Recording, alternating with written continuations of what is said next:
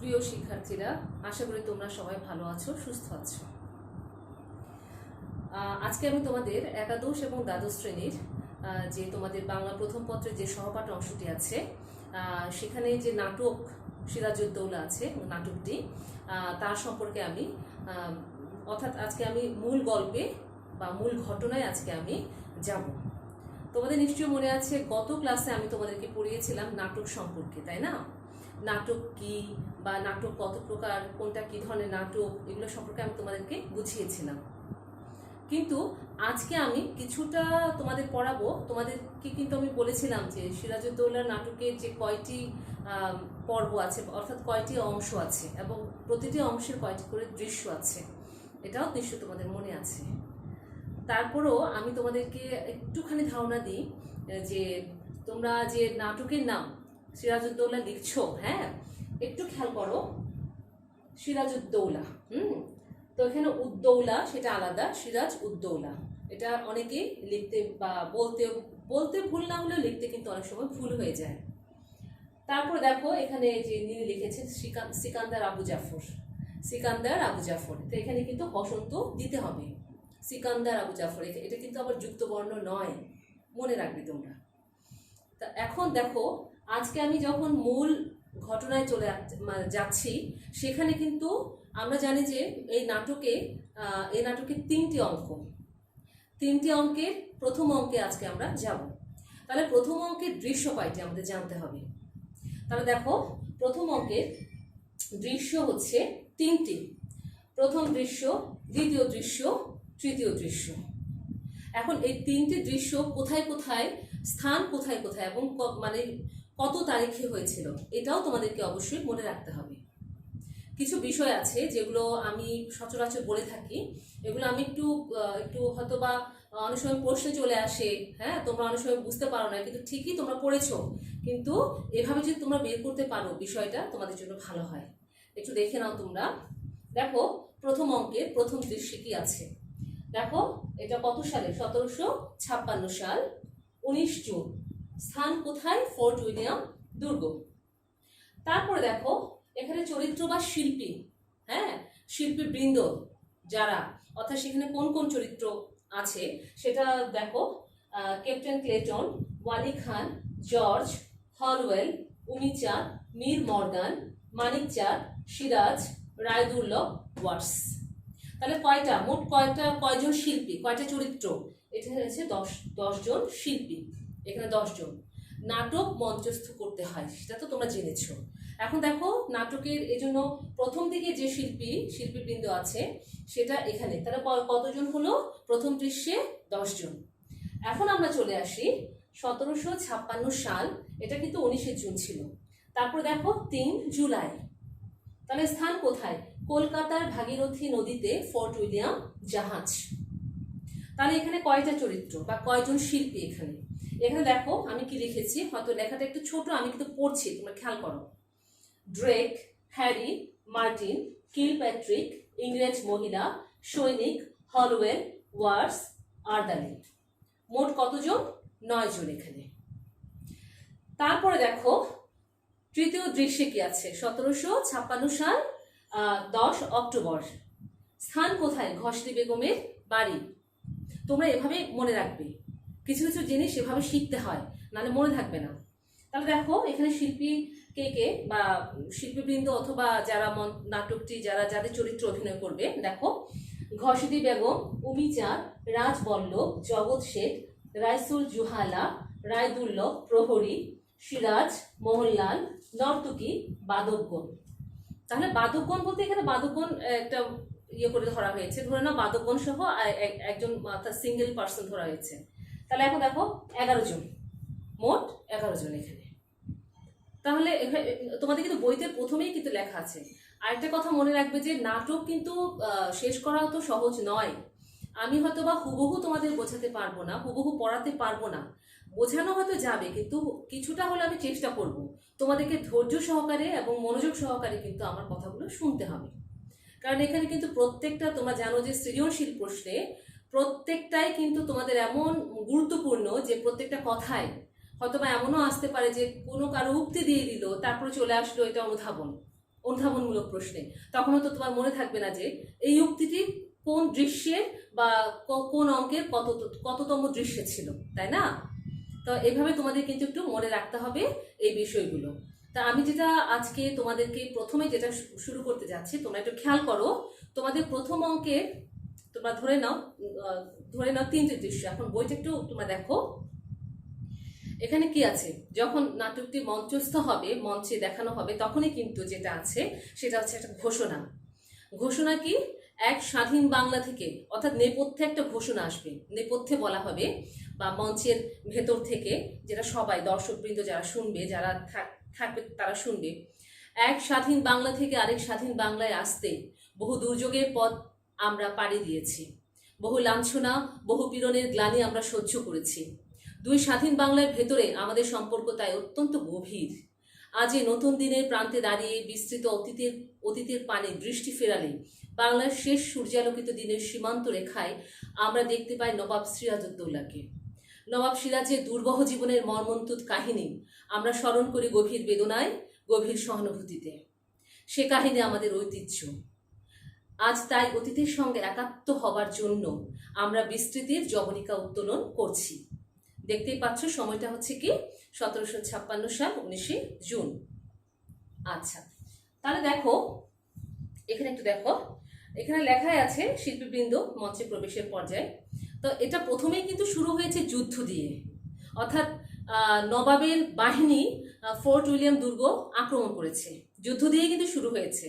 এটাও কিন্তু প্রশ্নে প্রায় সময় থাকে, কিভাবে শুরু হয়েছে ঘটনার শুরুটা। তাহলে দেখো, ব্রেকেটে যেটা আছে, নবাব সৈন্য দুর্গ আক্রমণ করছে, দুর্গের ভেতরে ইংরেজদের অবস্থা শোচনীয়, তবু যুদ্ধ না করে উপায় নেই। তাই ক্যাপ্টেন ক্লেটন দুর্গ প্রাচীরের এক অংশ থেকে মুষ্টিমেয় গোলন্দাজ দিয়ে কামান চালাচ্ছেন। ইংরেজ সৈন্যের মনে কোনো উৎসাহ নেই, তারা আতঙ্কগ্রস্ত হয়ে পড়েছে। কেননা তাদের যে পরাজয় অবশ্যম্ভাবী, অর্থাৎ তাদেরকে প্রায় নবাব সৈন্যদল তাদেরকে ধরে ফেলছে। এই কারণে কিন্তু ইংরেজ সৈন্যরা অতটা অর্থাৎ হতাশায় নিমজ্জিত, তারা আশার মুখ দেখছে না। এখন আমি হয়তোবা হুবহু না পড়লেও কিছু অংশ আমাদের পড়তেই হবে। আমি বারবার বলছি যে তোমাদের একটু মনোযোগ দিয়ে শুনতে হবে। দেখো, ক্লেটন, প্রথমে ক্লেটন, প্রাণপণে যুদ্ধ করো সাহসী ব্রিটিশ সৈনিক, যুদ্ধে জয়লাভ অথবা মৃত্যুবরণ, এই আমাদের প্রতিজ্ঞা। Victory or death, victory or death. এই ক্যাপ্টেন ক্লেটন কিন্তু বারবার বলেছে এই কথা। হ্যাঁ, জয় অথবা মৃত্যু। গোলাগুলি শব্দ প্রবল। ক্যাপ্টেন ক্লেটন একজন বাঙালি গোলন্দাজের দিকে এগিয়ে গেলেন। তারপর তাকে, সে বাঙালি গোলন্দাজকে তার দিকে এগিয়ে গিয়ে কি বলেছে দেখো, তোমরাও প্রাণপণে যুদ্ধ করো বাঙালি বীর, বিপদ আসন্ন দেখে কাপুরুষের মতো হাল ছেড়ে দিও না, যুদ্ধ করো, প্রাণপণে যুদ্ধ করো, ভিক্টোরি অর ডেথ। তারপরে একজন প্রহরী আসলো। মনে রাখবে, এখানে প্রহরী কিন্তু দুইজন। তো এই প্রহরী হচ্ছে ওয়ালি খান। এই প্রহরীর নাম, প্রথম প্রহরীর নাম হচ্ছে ওয়ালি খান, এবং আমি এখনই বলে ফেলছি দ্বিতীয় প্রহরীর নাম হচ্ছে জর্জ। তাহলে সে কি বলছে দেখো, যুদ্ধ বন্ধ করবার আদেশ দিন ক্যাপ্টেন ক্লেটন, নবাব সৈন্য দুর্গের কাছাকাছি এসে পড়েছে। ক্লেটন তো কিছুতেই হার মানবে না, কিছুতেই যুদ্ধ বন্ধ করার আদেশ দেবে না। তারপরেও ওয়ালি খান বলছে যে এখনই যুদ্ধ বন্ধ করুন, নবাব সৈন্যের কাছে আত্মসমর্পণ না করলে দুর্গের একটি প্রাণীকেও তারা রেহাই দেবে না। তারপরে কি বলছে দেখো ক্লেটন, চুপ বেঈমান, কাপুরুষ বাঙালির কাছে যুদ্ধ বন্ধ হবে না। তখনই কিন্তু বলছে যে ওয়ালি খান, হ্যাঁ, সে বলছে ওসব কথা বলবেন না সাহেব, ইংরেজের হয়ে যুদ্ধ করেছে কোম্পানির টাকার জন্য, তাই বলে বাঙালি কাপুরুষ নয়। যুদ্ধ বন্ধ না করলে নবাব সৈন্য এখনই তার প্রাণ নেবে। তারপরে ক্লেটন তো খেপে গেল, সে চর মারার জন্য এগিয়ে গেল, এবং সে কিন্তু প্রহরীকে বলল যে যত বড় মুখ নয় তত বড় কথা। সেটা বলার সাথে সাথেই কিন্তু, অর্থাৎ চর মারতে উদ্যত হতেই কিন্তু আরেকজন প্রহরী আসলো, সে হচ্ছে জর্জ। সে কিন্তু খবর নিয়ে আসলো যে অধিনায়ক এনসাইন পিকার্ডের পতন হয়েছে। প্যারিস পয়েন্টের সমস্ত ছাউনি ছাড়খাড় করে ভারী ভারী কামান নিয়ে নবাব সৈন্য দুর্গের দিকে এগিয়ে আসছে। এখন ক্লেটন তো অবাক, কি করে তারা দুর্গের রাস্তা খুঁজে পেল এত প্রহরীর চোখ এড়িয়ে। তখন জর্জ বলল, উমিচাঁদের গুপ্তচর নবাব ছাউনিতে খবর পাঠিয়েছে, নবাবের পদাতিক বাহিনী দমদমে সরু রাস্তা দিয়ে চলে এসেছে, আর গোলন্দাজ বাহিনী শিয়ালদহের মারাঠা খাল পেরিয়ে বন্যা স্রোতের মতো ছুটে এসেছে। তখন ক্ষিপ্ত স্বরে বলছে যে ক্যাপ্টেন মিনচিন দমদমের রাস্তাটা উড়িয়ে দিতে পারেননি। তারপরে খবরটা হচ্ছে এরকম, দেখো, 3জন নৌকা করে দুর্গ থেকে পালিয়ে গেছে, যাদেরকে দিয়ে যুদ্ধটা পরিচালনা করছিল। ক্যাপ্টেন মিনচিন, কাউন্সিলর ফাকলেন আর ম্যানিংহাম নৌকায় করে দুর্গ থেকে তারা পালিয়ে গেছে। তখন ক্লেটন তো চিৎকার করে ক্যাপ্টেন মানে চিৎকার করে বলল, কাপুরুষ বেঈমান, জ্বলন্ত আগুনের মুখে বন্ধুদের ফেলে পালিয়ে যায়, চালাও গুলি চালাও। তারপর দেখো এমন সময়ে জন হলওয়েল প্রবেশ করলো এবং জর্জের প্রস্থান হলো, জর্জ চলে গেল দ্বিতীয় প্রহরী। তারপরে হলওয়েল কি খবর আনলো, সে বললো যে এখন গুলি চালিয়ে বিশেষ ফল হবে কি ক্যাপ্টেন ক্লেটন বলছে যুদ্ধ করতে করতে প্রাণ দেওয়া ছাড়া উপায় কি সার্জেন্ট হলওয়েল। হ্যাঁ, এখন সার্জেন্ট হলওয়েল, এখন তার সম্পর্কে কিন্তু দেওয়া আছে, আমরা পরে পড়বো এক একটি চরিত্র, আমরা কিন্তু এই পড়ার শেষে আমরা চরিত্র সম্পর্কে আমরা অবগত হব। হলওয়েল সম্পর্কে পড়বো, ক্লেটন সম্পর্কে পড়বো। এখন হলওয়েল বলছে আমার মনে হয় গভর্নর রজার ড্রেকের সঙ্গে, তাহলে তৎকালীন গভর্নর, হ্যাঁ ইংরেজদের গভর্নর ছিল রজার ড্রেক, তার সাথে পরামর্শ করে নবাবের কাছে আত্মসমর্পণ করা এখন যুক্তিসঙ্গত। এখন ক্লেটন বলছে তাতে কি নবাবের অত্যাচার থেকে আমরা রেহাই পাবো ভেবেছেন? তবু কিছুটা আশা থাকবে, হলওয়েল বলছে, কিন্তু টিকে থাকবার কারো আর কোনো আশা নেই। গোলাগুলি যা আছে তা দিয়ে আজ সন্ধে পর্যন্ত যুদ্ধ করা যাবে না। ডাচদের কাছে, ফরাসিদের কাছে, সবার কাছে আমরা সাহায্য চেয়েছিলাম, কিন্তু তারা এক ছটাক বারুদও দিতে পারেনি। আচ্ছা সবাই, আচ্ছা তারপরে গোলাগুলির আওয়াজ তো প্রবল হয়ে উঠলো। তারপরে ক্লেটন বললো তাহলে আপনি এখানে অপেক্ষা করুন, আমি গভর্নর ড্রেকের সঙ্গে কথা বলে আসি। তাহলে সার্জেন্ট হলওয়েলকে কিন্তু দায়িত্বটা দিয়ে কিন্তু ক্লেটন চলে গেছে কার সাথে আলোচনা করার জন্য, যুদ্ধ বন্ধ হবে কিনা গভর্নর ড্রেকের সাথে। তারপর কি হলো দেখো, ক্লেটন চলে গেল, বাইরে থেকে গোলাগুলির আওয়াজ আসছে, পায়চারি করছে হলওয়েল। তারপর কাউকে ডেকেছে, সে ডাকার পরে জর্জ আসলো, বলছে ইয়েস স্যার। এখন হলওয়েল বলছে অমিচাঁদকে বন্দি করে কোথায় রাখা হয়েছে? অমিচাঁদ লাহোরের লোক, হ্যাঁ, তার সম্পর্কে আমরা পড়বো। তারপরে জর্জ বললো পাশের একটা ঘরে অমিচাঁদকে বন্দি করে রাখা হয়েছে, তাকে এখনই নিয়ে আসলো। তখন হচ্ছে রাইট স্যার। আচ্ছা, দ্রুত ইয়ে করলো, সে চলে গেল। তারপরে অমিচাঁদ যখন ঢুকলো, বন্দি করে রেখেছিল অমিচাঁদকে ইংরেজরা এই ফোর্ট উইলিয়াম দুর্গে, সে বললো সুপ্রভাত সার্জেন্ট হলওয়েল। তা সুপ্রভাত, এটা অনেকটা ব্যঙ্গাত্মক, হ্যাঁ সুপ্রভাত। তারপর বলছে তাই না অমিচাঁদ, সুপ্রভাত তাই না অমিচাঁদ। গোলাগুলির আওয়াজ হঠাৎ বন্ধ হয়ে গেল। হলওয়েল বিস্মিতভাবে এদিক ওদিক তাকিয়ে বলেন, নবাব সৈন্যের গোলাগুলি হঠাৎ বন্ধ হয়ে গেল কেন বলুন তো? তারপর অমিচাঁদ বলল বোধহয় দুপুরে আহারের জন্য সাময়িক বিরতি দেওয়া হয়েছে। তারপরে হলওয়েল কি বলছে দেখো, এই সুযোগের সদ্ব্যবহার করতে হবে অমিচাঁদ। আপনি নবাবের, এখন তাকে যেটা প্রস্তাব দিল হলওয়েল, সার্জেন্ট হলওয়েল যেটা প্রস্তাব দিল, নবাবের সেনা অধ্যক্ষ রাজা মানিকচাঁদের কাছে একটা পত্র লিখে পাঠানোর জন্য, অর্থাৎ নবাবের সৈন্য যেন আর যুদ্ধ না করে।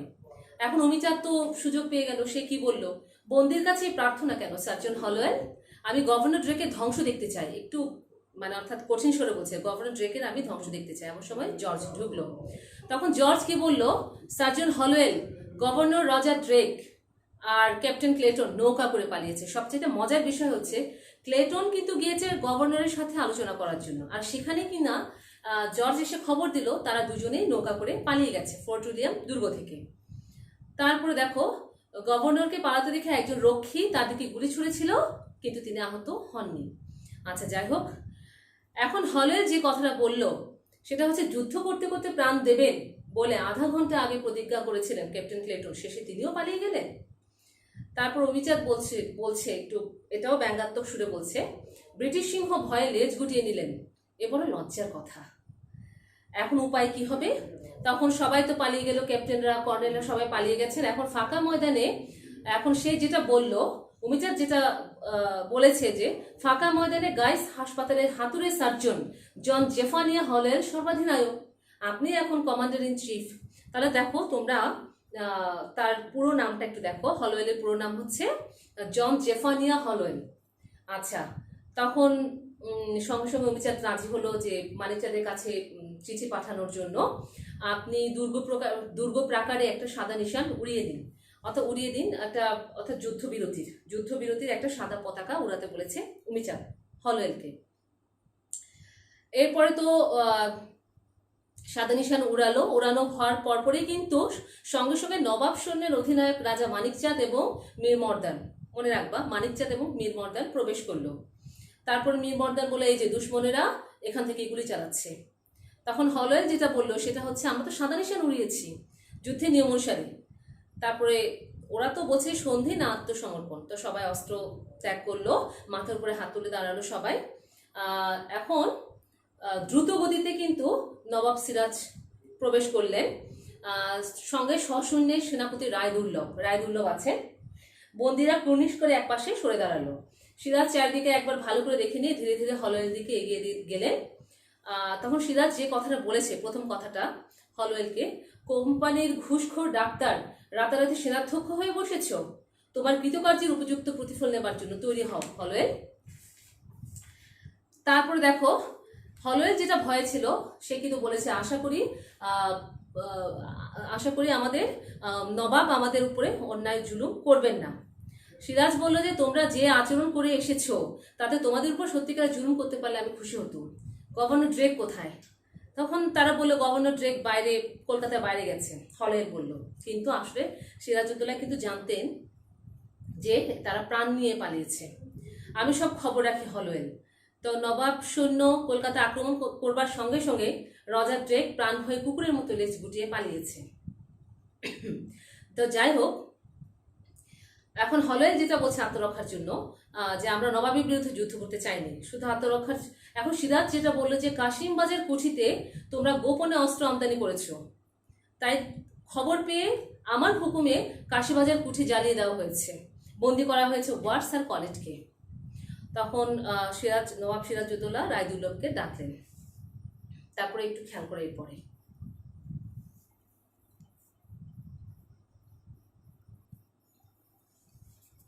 তাহলে এখানে তোমরা দেখতেই পাচ্ছ, এখানে কিন্তু দুজনকে বন্দি করা হয়েছে, সেটা হচ্ছে ওয়াটস আর কলেট। তারপরে সিরাজউদ্দৌলা তো বললেন যে তোমরা ভেবেছো তোমাদের অপকীর্তির খবর আমি রাখি না। তারপরে সে ওয়াটসকে ডাকলো, ইউর এক্সেলেন্সি, আমি জানতে চাই তোমাদের অশিষ্ট আচরণের জবাবদিহি কে করবে। এটা সিরাজউদ্দৌলা বলছেন ওয়াটসকে উদ্দেশ্য করে, কাশিম বাজারে তোমরা গোলাগুলি আমদানি করেছো, কলকাতার আশপাশে গ্রামের পর গ্রাম তোমরা নিজেদের দখলে এনেছো, দুর্গ সংস্কার করে তোমরা সামরিক শক্তি বৃদ্ধি করেছো, আমার নিষেধ অগ্রাহ্য করে কৃষ্ণবল্লভকে তোমরা আশ্রয় দিয়েছো, বাংলার মসনদে বসবার পর আমাকে তোমরা নজরানা পর্যন্ত পাঠাওনি। তোমরা কি ভেবেছো এসব অনাচার আমি সহ্য করব? এখন ওয়াটস কি বলছে দেখো, আমরা আপনার অভিযোগের কথা কাউন্সিলের কাছে পেশ করব। এখন যাই হোক, এখন সবচাইতে যেটা হচ্ছে ওয়াটস যেটা আত্মপক্ষ সমর্পণ করে যেটা বলছে, বাংলাদেশে বাণিজ্য করবার অনুমতি দিল্লির বাদশাহ আমাদের দিয়েছেন। এখন সিরাজ কি বলছে, বাদশাকে তোমরা ঘুষের টাকায় বশীভূত করেছো, তিনি তোমাদের অনাচার দেখতে আসেন না। তখন হলওয়েল বলল, ইয়োর এক্সেলেন্সি নবাব আলীবর্দী আমাদের বাণিজ্য করবার অনুমতি দিয়েছেন। সিরাজউদ্দৌলার নানা, আচ্ছা, নবাব আলীবর্দী খান। আর সিরাজ বলছেন, আর আমাকে তিনি যে অনুমতি দান করে গেছেন তা তোমাদের অজানা থাকবার কথা নয়, সে খবর অ্যাডমিরাল ওয়াটসন, কিলপ্যাট্রিক, ক্লাইভ সকলেরই জানা আছে। মাদ্রাজে বসে ক্লাইভ লন্ডনের সিক্রেট কমিটির সঙ্গে যে পত্রলাভ করে তা আমার জানা নেই ভেবেছ? আমি সব জানি, তবু তোমাদের অবাধ বাণিজ্য এ পর্যন্ত কোনো বিঘ্ন ঘটায়নি। তাহলে বুঝতেই পারছো এখানে যে সমস্ত তারা বাণিজ্য করতে এসে, হ্যাঁ, ইংরেজরা যেভাবে তারা বাণিজ্য করতে এসে যেভাবে প্রভাব বিস্তার করেছে, এদেশের সে মানুষকে যেভাবে তারা অত্যাচার করা শুরু করে দিয়েছে, হ্যাঁ, এবং উপনিবেশ গঠনের একটা, অর্থাৎ এখানে তাদের সাম্রাজ্য প্রতিষ্ঠা করতে চেয়েছিল, সেটা অনেকটাই জানা হয়ে গেছে। এখন দেখো, এগুলো বলার পরেও কিন্তু ওয়াটস কি বলছে, ইউর এক্সেলেন্সি আমাদের সম্বন্ধে ভুল খবর শুনেছেন, আমরা এদেশে বাণিজ্য করতে এসেছি, we have to come to earn money and not to go get into politics. রাজনীতি আমরা কেন করব? কিন্তু আসলে কিন্তু তারা ব্যবসার নামে কিন্তু রাজনীতি শুরু করেছে। এখন সিরাজউদ্দৌলা যেটা বলেছেন যে তোমরা বাণিজ্য করো, তোমরা করো লুট, আর তাতে বাধা দিতে গেলে তোমরা শাসন ব্যবস্থা ওলট পালট আনতে চাও। আচ্ছা, এরপর দেখো হলওয়েল যেটা বললো, ফরাসি ডাকাতদের হাত থেকে আমরা আত্মরক্ষা করতে চাই। ফরাসিরাও এসেছিল এখানে কিন্তু ব্যবসা করতে। এখন সিরাজউদ্দৌলা যেটা বলছেন, ফরাসিরা ডাকাত আর ইংরেজরা অতিশয় সজ্জন ব্যক্তি, কেমন? তারপরে যাই হোক, এর কথোপকথনের পরে যেটা আমরা পেলাম সেটা হচ্ছে কি, রায়দুর্লভকে সিরাজউদ্দৌলা যে হুকুমটা দিয়েছেন সেই হুকুমটা হচ্ছে কি, আজ থেকে কলকাতার নাম হলো আলীনগর, রাজা মানিকচাঁদ, আমি আপনাকে আলীনগরের দেওয়ান নিযুক্ত করলাম। হ্যাঁ, আলীনগর যে জায়গাটা সেটা দেওয়ান নিযুক্ত করেছেন কাকে? মানিকচাঁদকে, রাজা মানিকচাঁদকে। তারপরে মানিকচাঁদ বললেন, জাহাপনার অনুগ্রহ, আপনি অবিলম্বে কোম্পানির যাবতীয় সম্পত্তি আর প্রত্যেকটি ইংরেজের ব্যক্তিগত সম্পত্তি নবাব তহবিলে বাজেয়াপ্ত করুন। এটা কিন্তু সিরাজউদ্দৌলার আদেশ। কলকাতা অভিযানের সমস্ত খরচ বহন করবে কোম্পানির প্রতিনিধিরা এবং কোম্পানির সঙ্গে সংশ্লিষ্ট এখানকার প্রত্যেকটি ইংরেজ। তার মানে প্রত্যেকটি ইংরেজের কতটুকু সম্পত্তি আছে সবকিছু কিন্তু বাজেয়াপ্ত করার নির্দেশ দিয়েছেন নবাব সিরাজ। তারপরে যাই হোক সেটা মেনে নিল মানিক চাঁদ, সে দেওয়ান নিযুক্ত হলো। তো সিরাজ কি করলো, অমিচাঁদের কাছে এসে তার কাঁধে হাত রেখে কিন্তু আপনাকে মুক্তি দেওয়া হলো। অমিচাঁদ কৃতজ্ঞতায় নতশির হলো। আর মীর মর্দানকে উদ্দেশ্য করে, হ্যাঁ রাজা রাজবল্লভের সঙ্গে আমার একটা মিটমাট হয়ে গেছে, কাজে কৃষ্ণবল্লভকেও মুক্তি দেবার ব্যবস্থা করুন। রাজবল্লভের ছেলে কৃষ্ণবল্লভ। আচ্ছা, হুকুম জাহাপনা বলার পর মীর মর্দান বলল এটা সিরাজ। তারপরে এখন কি হলো, সবার শেষে যেটা আমরা দেখলাম, এই প্রথম অঙ্কের প্রথম দৃশ্যের শেষে আমরা যেটা দেখলাম, তোমার সৈন্যদের মুক্তি দিচ্ছি, কিন্তু তুমি আমার বন্দী। সেটা কাকে বলছে? হলওয়েলকে। এখন কয়েদি হলওয়েল, ওয়ার্স আর কলেজকে আমার সঙ্গে পাঠাবার ব্যবস্থা করুন। তাহলে দেখো 3 জন মুর্শিদাবাদে ফিরে গিয়ে আমি তাদের বিচার করব। রায় দুর্লভ জাহাপনা বলার পরে সিরাজ বেরিয়ে যাবার জন্য ঘুরে দাঁড়াবার সঙ্গে সঙ্গে উপস্থিত সবাই তাকে মাথা নুইয়ে তাকে কুর্নিশ করলো।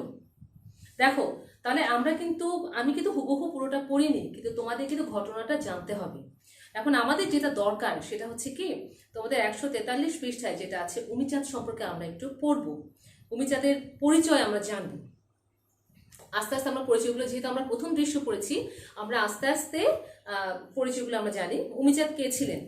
উমিচাঁদ ছিলেন লাহোরের অধিবাসী শিখ সম্প্রদায়ের লোক। কলকাতায় এসে প্রথমে তিনি গোমস্তার কাজ করতেন, পরে ইংরেজদের ব্যবসার দালালি করতে শুরু করেন। মাল কেনা বেচার জন্য দালালদের তখন বেশ প্রয়োজন ছিল। দালালি ব্যবসা করে উমিচাঁদ কোটি টাকার মালিক হয়েছিলেন। কখনো কখনো নবাবের প্রয়োজনে উচ্চ সুদে টাকা ধার দিয়ে নবাবের দরবারে যথেষ্ট প্রভাবশালী হয়ে উঠেছিলেন। প্রচুর টাকার অধিকারী হয়েও উমিচাঁদ দেশের রাজনীতিতে অনুপ্রবেশ শুরু করেন। উমিচাঁদ বড় ধুরন্ধর ব্যক্তি ছিলেন।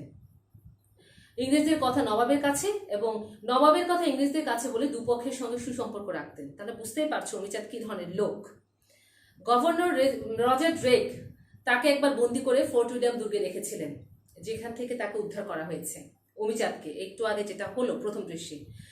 আচ্ছা, উমিচাঁদ, এরপরে আমরা দেখো উমিচাঁদ, মীর জাফর প্রমুখদের নবাব বিরোধী চক্রান্ত ও সলা পরামর্শে সহযোগী ছিলেন। আচ্ছা, নবাব বিরোধীদের সাথে চক্রান্ত করতেন উমিচাঁদ।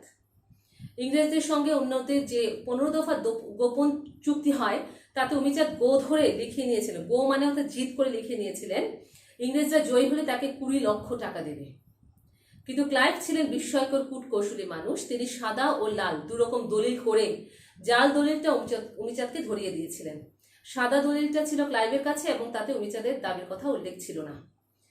আচ্ছা, যাই হোক, যুদ্ধ জয়ের পর, এটা তো হয়ে যাচ্ছে পুরোটাই পড়ছি আমি। যুদ্ধ জয়ের পরে উমিচাঁদ ক্লাইভের এই ভাওতা বুঝতে পেরে টাকার শোকে পাগল হয়ে পথে পথে ঘুরেছেন এবং অকালে মারাও গেছেন। এদেশে ইংরেজদের ক্ষমতা দখলের পেছনে উমিচাঁদের ষড়যন্ত্র এবং বিশ্বাসঘাতকতা অনেকাংশেই দায়ী। তাহলে এখানে উমিচাঁদ, যেহেতু প্রথম দৃশ্যে উমিচাঁদের কথা আছে, আমরা এটা পড়লাম। হ্যাঁ, এখন তোমরা একটু হলওয়েল সম্পর্কে সামান্য আমি একটুখানি বলি, পুরাটা আমি পড়ছি না, আমরা তার সম্পর্কে একটু জেনে নিই। লন্ডনের গাইস হাসপাতাল থেকে ডাক্তারি পাশ করে হলওয়েল কোম্পানির চাকরি নিয়ে ভারতবর্ষে চলে আসেন। পাটনা ও ঢাকার অফিসে কিছুকাল চাকরি করে 1732 সালে তিনি সার্জন হয়ে কলকাতায় আসেন। তখন তার মাইনে ছিল 50 টাকা মাত্র। সুতরাং অবৈধভাবে বিপুল অর্থ ঐশ্বর্য লাভের আশায় তিনি সিভিল সার্ভিসের চাকরি নেন। 1752 সালে তিনি 24 পরগনার জমিদারের দায়িত্ব পালন করেন। যুদ্ধের সময় তিনি ফোর্টের অস্থায়ী গভর্নর নিযুক্ত হন। আচ্ছা, এরপরে আমরা একটুখানি পড়ি ড্রেক সম্পর্কে। রোজার ড্রেক ছিলেন ইস্ট ইন্ডিয়া কোম্পানি কলকাতার গভর্নর। 1756 সালে সিরাজউদ্দৌলা কলকাতা আক্রমণ করেন। নবাবের আক্রমণের মুখে টিকতে না পেরে প্রাণ ভয়ে সঙ্গী সাথীদের ফোর্ট উইলিয়াম দুর্গ ফেলে তিনি নৌকায় চড়ে কলকাতা ছেড়ে ফলতায় পালিয়ে যান। পুনরায় ক্লাইভ কলকাতা অধিকার করলে ড্রেক গভর্নর হিসেবে আবার দায়িত্বভার গ্রহণ করেন, কিন্তু পলাশীর যুদ্ধের পর কোম্পানি ড্রেকের পরিবর্তে রবার্ট ক্লাইভকে কলকাতার গভর্নর নিযুক্ত করেন। বুঝতেই পারছো ইংরেজদের কতটুকু ষড়যন্ত্র, তারা নিজেদের মধ্যেও কিন্তু ষড়যন্ত্র ছিল তাদের, রন্ধ্রে রন্ধ্রে ছিল ষড়যন্ত্র। পলাশীর যুদ্ধে জয়লাভের পরে গভর্নর ড্রেককে মীর জাফর তার রাজকোষ থেকে 2,80,000 টাকা দিয়েছিলেন। তাহলে তোমরা এখন বুঝতেই পারছো, এটাই কিন্তু তোমাদের যে প্রথম দৃশ্যটি পড়তে কিন্তু সময় লেগেছে। আমি আশা করি পরবর্তী ক্লাসে তোমাদেরকে আমি প্রথম অঙ্কের দ্বিতীয় এবং তৃতীয় দৃশ্য আমি অবশ্যই একসাথে শেষ করতে পারবো। আজকে এই পর্যন্তই। তোমরা সবাই ভালো থেকো, সুস্থ থেকো। আর যেটা পড়েছি আমি সেটা একটু মনে রাখার চেষ্টা করো এবং নোট করো তোমরা। আর যেটা লিখেছি আমি এখানে, এটা এভাবে তোমরা মনে রাখো। সবাইকে অশেষ ধন্যবাদ, ভালো থেকো।